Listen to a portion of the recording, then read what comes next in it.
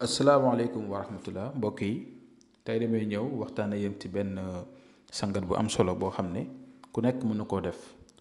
bu fekkee ne da nga bëgg ki nga xam ne yaa ngi bëggante ak moom seytaane ba na dox seen diggante di ratax seen diggante di neex nga xam ne mbëggeel bi da nga koy partager yéen ñaar ñëpp ndaxte jàmm si la lépp xaj te say yu bëri mi ngi am ay jafe-jafe diggante yu bëri mi ngi am ay jafe-jafe kon nag maa ngi leen digal ngeen def ko mais si anam bu rafet si farata. te itam nekk na mbir moo xam ne biñ si jotee yàggut waaye yàgg nañ ko liggéeyal ay nit muy neb-neb ak suukar boobu noonu xanaa dañ koy sax def sunguf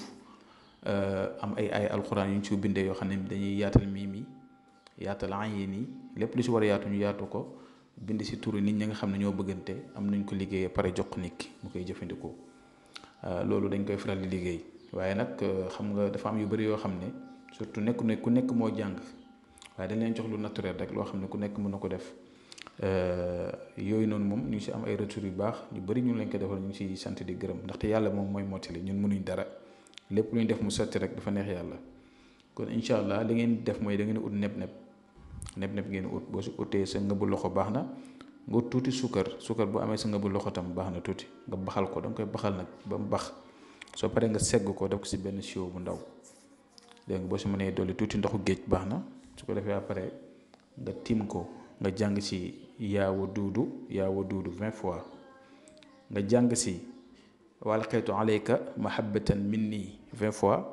turu nit ki nga bëgg yow sa tur du ci bokk turu nit ki nga bëgg nga wax ko 20 fois soo paree nga ëf ko ci saafara si te lii ñetti bés la yoo xam ne moom nga ko war a sangu kon chaque jour booy sangu rek da ngaa war a jàng li ma la wax muy walqaytu alayka mahabbatan minni 20 fois yaa wadudu 20 fois ak turu ki nga bëgg 20 fois nga ëf ko si saafara boobu mooy li nga xam ne moom nga baxal noonu ba pare segg ko teg ko noonu balaa ngay sangu nga ëf si ñaan sa soxla sa diggante ak moom nga sangu si bu subaa nga defaat noonu ginnaaw subaa nga defaat noonu ba mat ñetti fan jeex na mbir mu ama am solo la sunguf bi ni ma koy liggéey di leen ko yónnee ñu ngi siy gis ay mbir yu yéeme kon nag yal na yàlla defal leen jàmm ak tawféex lépp lu ngeen fi jël di ko fi def moo xam wàllu diggante la moo xam kaaraange la ubbeekaay tukki lu mu mënti doon yàlla suñu borom nga xam ne moo am doole moo mën yàlla mottali lépp lu ngeen def lépp lu ngeen fi jëlee di ko def ak bépp soxla boo xam ne am ngeen ko yal na ko yàlla saafara ndax ñii dañuy def di gis ñii di def duñ gis parfois nga ñaanal ñii ñu gis ñii duñ gis ndax lépp mu ngi dox ci yàlla suñu borom waaye nag dañuy ñaan rek doomu aadama bi am nga droit di ñaan kon ñu ngi leen di ñaanal yéen ñëpp. lépp loo xam ne jëlee nga ko fii di ko def rek yal na yàlla def si tawféex kon yal na yàlla aar ñu sàmm ñu si zaar ak si baatin ba suba ak jàmm incha allah asalaamaaleykum wa rahmatullah wa barakatuh